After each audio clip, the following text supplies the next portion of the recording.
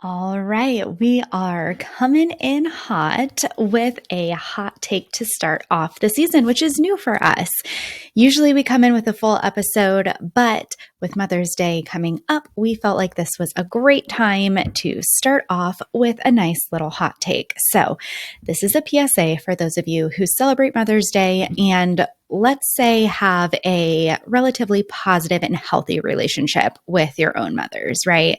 There's a lot we can go into with other scenarios, but we're going to focus on this one.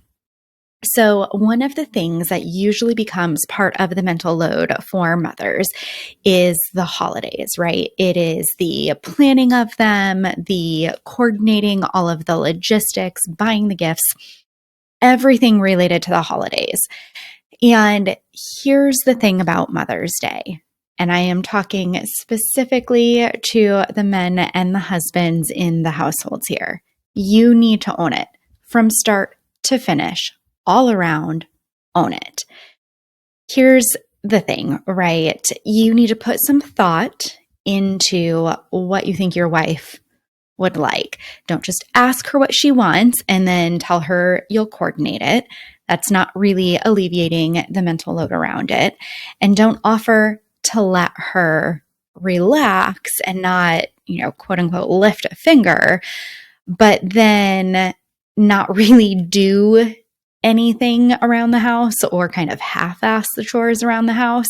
So she wakes up Monday morning feeling like she is totally behind.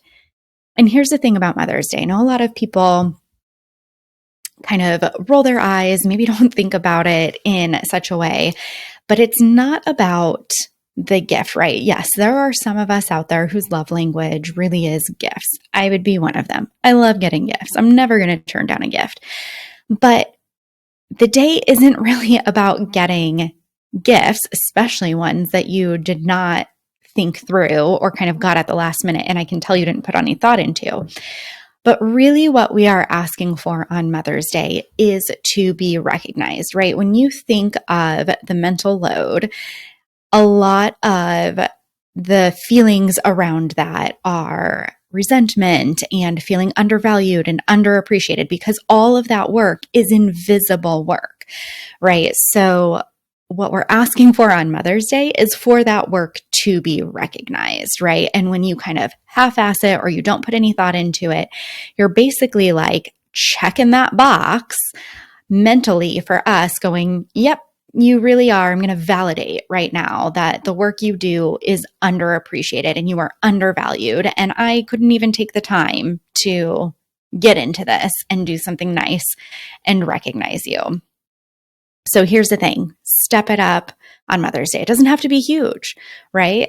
I guess that depends on what your wife's expectations are. But I know for me, it doesn't have to be huge. It has to feel thoughtful.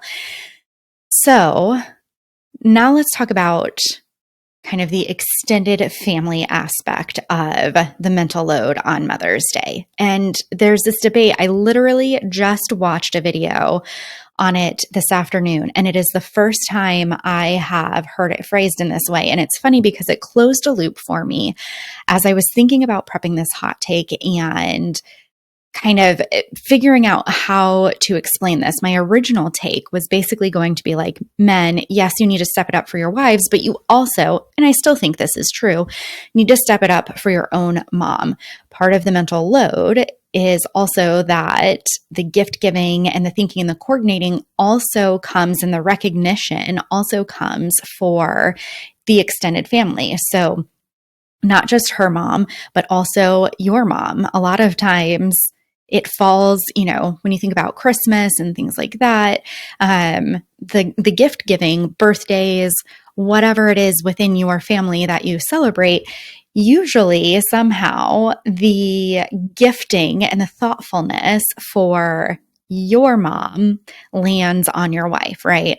And so I was thinking about prepping this hot take and I was like, man, I think that's really part of the frustration, right? Is that somehow I have inherited all of the family members when I know that if it were me, if I put myself into the future and I think about if my son gets married someday, would I still feel touched and appreciated, and, feel joy that, my potential future daughter-in-law remember to get me a Mother's Day present, remember to ask me out to brunch or dinner or something at some point to recognize it. Yes, that would still feel nice.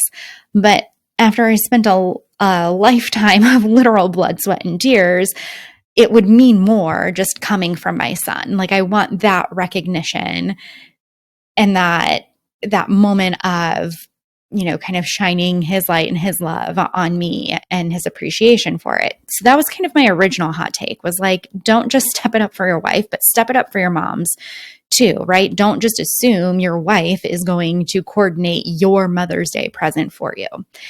And then I saw this video today that kind of closed the loop, because as I was prepping that, I was like, it's really, it doesn't make me feel like I'm actually offloading the mental load when I talk about that, is the fact that when it comes to Mother's Day, I am still going to have to find my mom a gift. I'm still going to need to find a time to spend with my mom. And I don't say that as in like, oh my God, I have to do it. I want to recognize my mom. I want to spend that time with her. But I also want Mother's Day to myself as a mom. And so then I'm going to need to kind of think about what the schedule is and how I still like recognize my mom and make her feel special, but still get time to myself. And then I've got to layer my mother-in-law in on there. And I was like, you know what? This is just all of this mental thinking and gymnastics to get through Mother's Day literally just negates kind of anything that could possibly be planned for me. And so then I saw this video today that I thought was interesting, and I don't know, I think I'm still on the fence. I haven't, I think the way this gal explained it, I can get into agreement with. So it's this gal that I follow called, she's a page turner, and page is spelled Paige, like the name. And she kind of hopped in with this take on a debate that apparently I need to look up, is that Mother's Day is a day for mom in the trenches.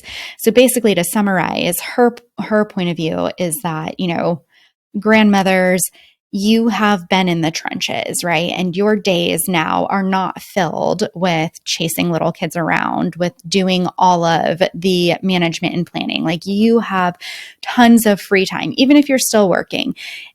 But if you're retired, you have even more free time, right? Your days and your nights are really, your weekends are your own. When you take a drive, you can listen to what you want to listen to. You don't have to hear somebody complain about being too hot or too cold or too hungry, or that they want to listen to different music. Whereas Mother's Day should be about recognizing the moms that are in the trenches, that are in the thick of it right now. And she said, she still takes time to recognize her mom, but she does it on a day that isn't Mother's Day. So she'll do it the weekend before, the weekend after, or a couple days before. But then like Mother's Day is hers. And I think I can get on board with that. And so the point is, regardless of where you fall in that debate or where you fall on the level of celebration for Mother's Day, the point is, it should be yours to own from start to finish. So this is a PSA for those men out there, for the dads in those relationships. It's not for your wife to tell you what to do. It's not for you to give her a sort of thinly veiled day off where the household chores get half-assed or not done, and then she just has to pick up the slack a day later. It's yours to be thoughtful. That's the takeaway. It doesn't have to be big. It has to be thoughtful. And it is yours to own. And it's yours to own as well for your own mother. Don't put that shit on her, even though she's happy to do it, because she probably also loves your mom. And your mom probably also loves her. It is a recognition of the labor that went in to and goes into raising little kids. And it's yours.